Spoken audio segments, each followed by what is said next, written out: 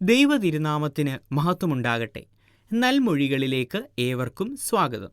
ഇന്നത്തെ നമ്മുടെ ചിന്തയ്ക്കായി 2 തെസ്സലോനിക്കർ 1 6 മുതൽ 10 വരെയുള്ള വാക്യങ്ങൾ നമുക്ക് വായിക്കാം. 2 തെസ്സലോനിക്കർ 1 6 മുതൽ 10 വരെ.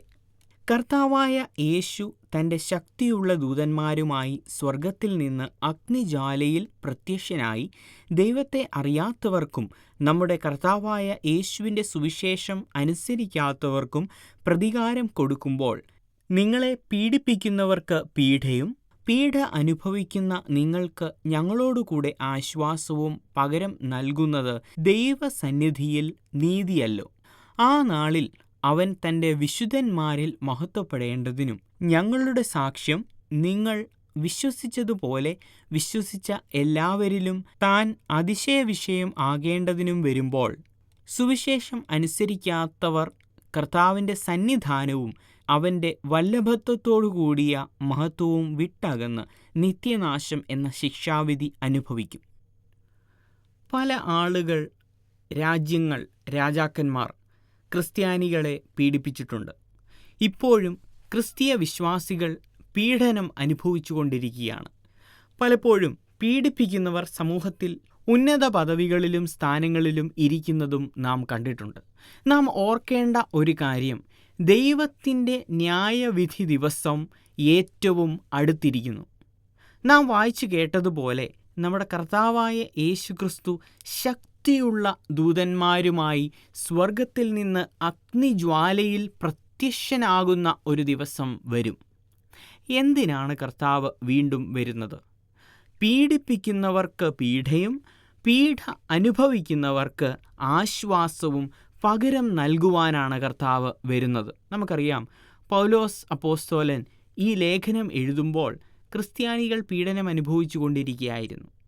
അതുമാത്രമല്ല, ചിതറിപ്പോയവർ കള്ളപ്രവാചകന്മാരുടെ അന്യ ഉപദേശങ്ങൾ കേട്ട് ദൈവകൽപ്പന അനുസരിക്കാതെ ദൈവസ്നേഹത്തിൽ നിലനിൽക്കാതെ മാറിപ്പോയി. ഇങ്ങനെയൊരു സാഹചര്യത്തിൽ ദൈവസഭയെ ശക്തിപ്പെടുത്തേണ്ടതിനും അനുസരണത്തിൻ്റെ പ്രാധാന്യം മനസ്സിലാക്കി കൊടുക്കേണ്ടതിനും പൗലോസ് അപ്പോസ്തലൻ തെസ്സലോനിക്കർക്ക് ദൈവത്തിൻ്റെ ന്യായവിധി ദിവസത്തെക്കുറിച്ച് എഴുതുന്നു. എന്താണ് നീതി? പൗലോസ് അപ്പോസ്തലൻ ഇവിടെ പറയുന്നു 8 വാക്യത്തിൽ, ദൈവം പീഡ അവർക്ക് പകരം കൊടുക്കും. പീഡിപ്പിക്കുന്നവരെ ന്യായം വിധിക്കുന്ന ഒരു ദിവസമുണ്ട്. പീഡ അനുഭവിക്കുന്നവർക്ക് ആശ്വാസം പകരം നൽകും. ഇതാണ് നീതി. ഇതറിഞ്ഞില്ല എന്നത് ആ ദിവസം ആർക്കും പറയാൻ സാധ്യമല്ല. പലപ്പോഴും ഈ ലോകത്തിൽ നമുക്ക് നേരിടുന്ന കഷ്ടങ്ങളും പരിഹാസങ്ങളും കണ്ടും കേട്ടും അനുഭവിച്ചും മനം തളർന്നിരിക്കുന്നത് ഈ ന്യായവിധി ദിവസത്തിൻ്റെ ദർശനമില്ലാത്തതുകൊണ്ടാണ്. നമ്മുടെ ഇടയിൽ നീതി നിഷേധിക്കപ്പെട്ട ആളുകൾ അനേകരുണ്ട്.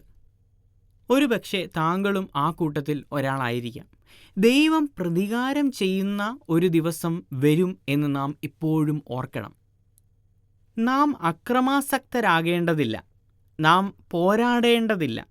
ദൈവം നീതി നടപ്പാക്കുന്ന ദിവസത്തിനായി ഒരുങ്ങി അനുസരണത്തോടെ കാത്തിരിക്കുക. 10 വാക്യം നമുക്ക് ഒരു പ്രാവശ്യം കൂടെ വായിക്കാം. സുവിശേഷം അനുസരിക്കാത്തവർ കർത്താവിൻ്റെ സന്നിധാനവും അവൻ്റെ വല്ലഭത്വത്തോടു കൂടിയ മഹത്വവും വിട്ടകന്ന് നിത്യനാശം എന്ന ശിക്ഷാവിധി അനുഭവിക്കും. ദൈവത്തിൻ്റെ അഗ്നി സ്വർഗത്തിൽ നിന്ന് ഇറങ്ങുന്ന ഒരു ദിവസമുണ്ട്.